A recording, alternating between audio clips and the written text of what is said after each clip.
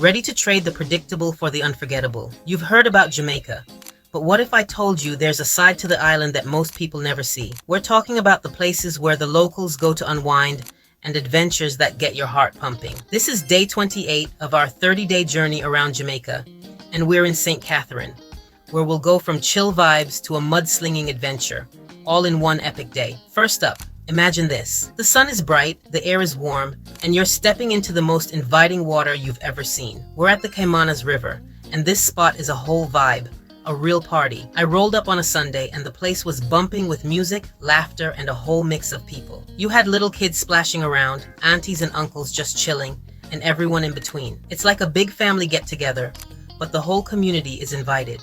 The water is so clear and cool, it feels more like a big natural pool or lake than a typical flowing river. Even with a crowd, there's plenty of space for everyone to find their spot, whether you want to go for a swim or just stand in the shallows. The local community keeps this place well maintained and clean. If you're looking for a more laid-back scene, you can always go during the week when it's much quieter. There is an entrance fee, and food and refreshments are available to purchase. They also have changing rooms and bathrooms, so you can come as you are and get ready to relax. After I got my fill of those good river vibes, I had a date with adventure. I hopped in the car and made my way over to Linstead for Bush Trails Excursions. This is where the real fun starts. They warned me I was gonna get muddy, so I came prepared in my swimsuit, ready for action. You're jumping into a UTV and tearing through a lush rainforest, over all kinds of crazy terrain. The expert guides know these trails well, so you're safe while you're having the time of your life. Halfway through, they stop and give you a delicious lunch. I had jerk chicken with balmy sticks and festival. My belly was happy, my soul was happy, and my clothes were happily dirty.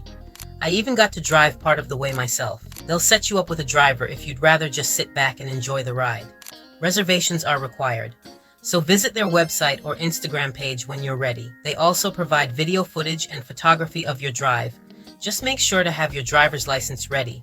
It's a proper adrenaline-pumping good time.